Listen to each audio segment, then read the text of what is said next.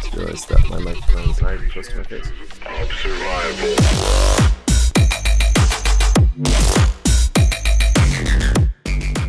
What's up, guys? This is Andrew Rose, and we're back for part 2 of the breakdown of my new song Fallout with Drake Hoffman.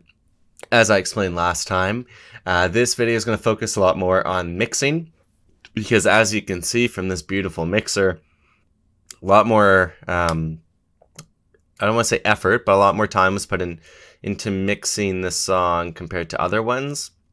And that was mostly because of the nature of the collaboration in the project file. There was a lot of bouncing things to audio that couldn't really be resolved in the production file, and that I thought would be better done in a mixing file. So that's why this is all done. If you're not familiar with what mixing is and you watch the channel, basically there's 3 steps to making a song: producing, mixing, and mastering.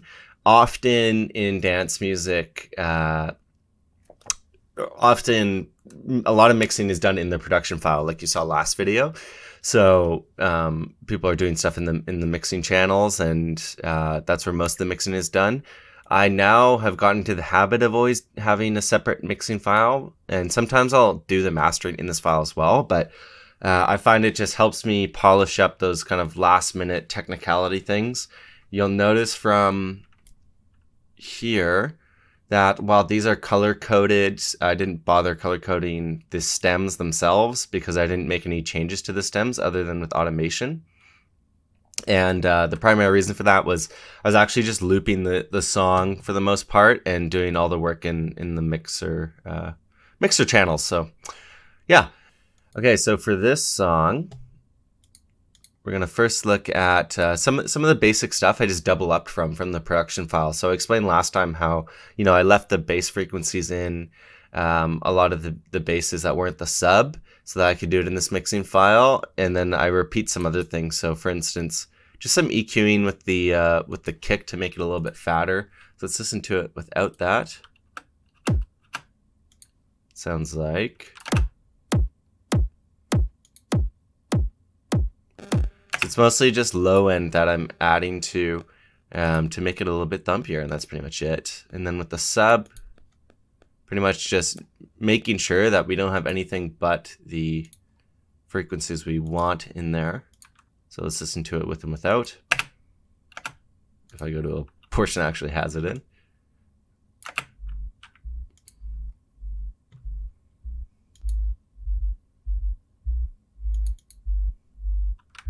So I'm both cutting out a lot of the higher frequencies that you heard before, as well as just boosting it to the level that I wanted. And you'll notice that the kick is actually peaking at 3, and this is peaking at only 9, -9. So the reason behind that was, in the past, I've always kind of mixed my sub to be as loud as my kick, usually at around -6. But for this song, I felt like there was just so much drive in the kind of mid-low of the actual bass sounds themselves that it didn't need the additional drive from the sub. So I think it sounds best that way. Next we'll move on to the basses. So let's hear all these guys. Do. So lots of basses in this song. So the first thing to note is that I do a hard cut on the sub frequencies. Let me pull this over, of the basses, and this is just over 50 hertz. It was basically decided by wherever the sub was at its highest note, right? So if let's pull up the subs thing.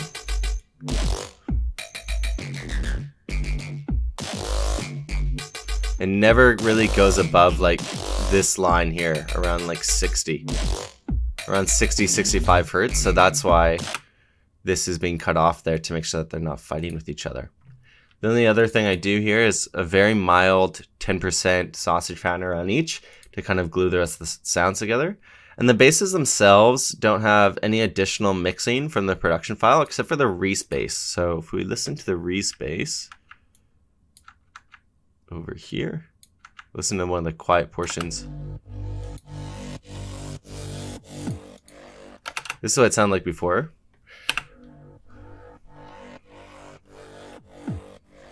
And I was having the problem that it was not quite loud enough for how high it was going in terms of gain. So I use the sound goodizer here just to make it even louder, and then parametric EQ to take out some of the kind of mid-highs that I just felt like were unnecessary, and we're also fighting with the main chord hits and plucks that were going on. So that's why that dip is there. If we look at those chord hits, you can see that that's where most of their frequencies are, and there's no real benefit to doubling up on them. So you see they're around this area. Same with these guys.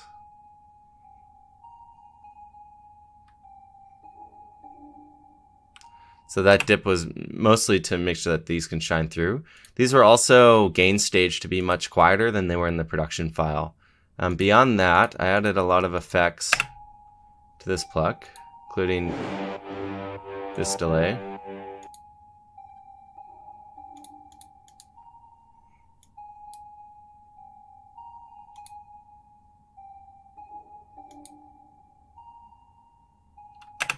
This reverb, which is quite mild, but it's still there. And then widening it a bit. And then just doing a harsh low cut. So that's all just adding space to it beyond what was originally there. And then the horn, adding a delay as well. So if we listen to it without, let's zoom in. That's without anything. With.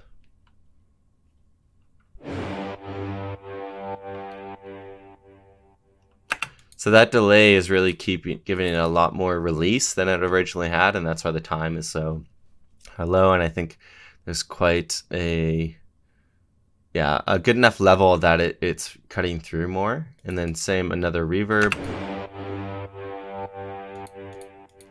And then that is just doing a harsh low cut so that it doesn't fight with the respace, which is also going on at that time. So next, moving on to the drums, the main thing that is done here is basically separating everything in the stereo spectrum. So you'll notice here a lot of stereo enhancers, just making things a little bit wider, giving them their own space. So let's see, this closed hat one is also widened up a bit. And then I believe this ride is opened up quite a lot. So that's just a trick to give everything kind of its own placement and fill out the entire stereo spectrum around you, around the listener, so that not everything is just straight in the middle. Now that does cause some issues when it is converted to mono for like club speakers or whatever, but I think now I'm starting to realize that I'd like to prioritize a little bit more of having a great listening experience in headphones or on studio monitors, etc., which is like 90% of the listening experience, whereas the club will be a lot more rare. So, and people, are already in conditions to enjoy the music more, and they're not going to be scrutinizing it as much. So I think it makes more sense for it to make it sound as good as possible for listening in headphones. So let's listen to the drum loop again. So we're adding another fair amount of sausage fat in here, saturating and compressing everything. And then we're going to add another low cut to make sure it's not fighting with the bass.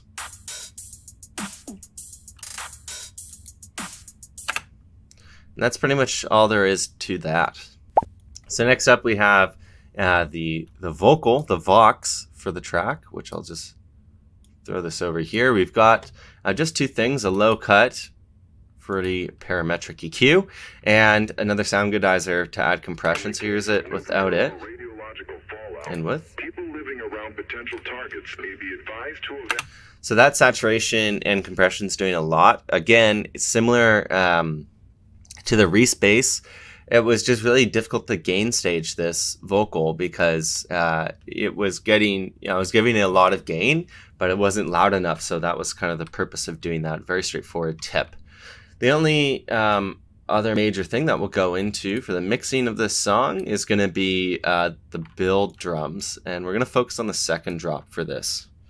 For the build bus, again, sausage pattern, which I love to do, to glue everything together. And then we have this EQ on this build snare, this add build snare, which is going to play a kind of crucial role, as well as the gain staging on it throughout this build up.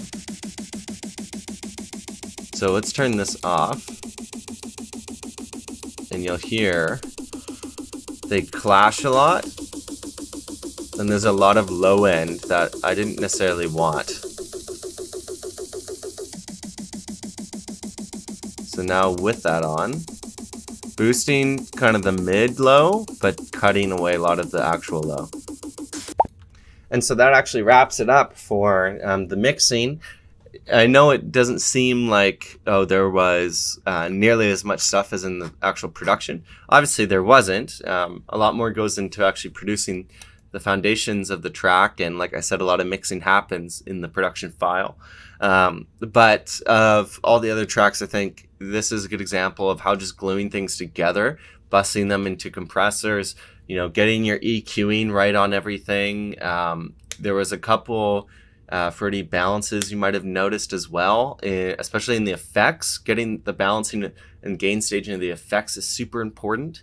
And you know, if you need to automate things like gain or level throughout, you know, the mixing file is a great place to do that.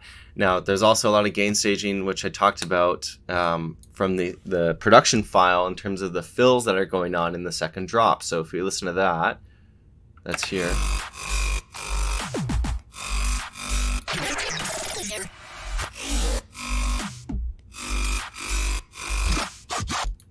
So this fills one is actually being gain staged higher to make up for some of the mistake, I guess, that was being done in the production file. So stuff like, if you just look at the gain staging across, you know, the drums and whatnot, it's super detail, fine-tuned, just from listening over and over and over and over again to the song. And that's how you get, you know, I always thought this was kind of funny, like this was like not ever how real productions or producers looked at, you know, when you saw their production files, because, you know, who's caring about this little bit difference, and shouldn't you be mixing it properly before, you know, instead of just changing volumes? But you'll notice that it actually becomes really crucial at this stage. So let's just listen to the second drop now with it fully mixed.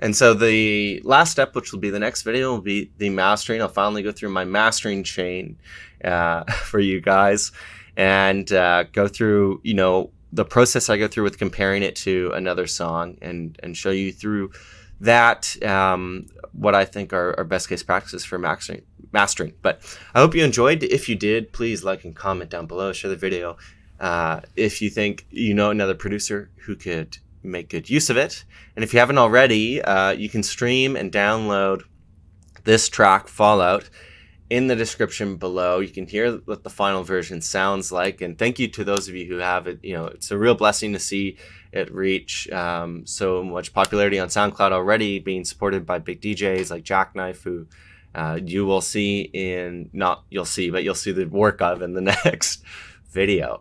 So yeah, that's all. And as always, happy dancing. Evacuate.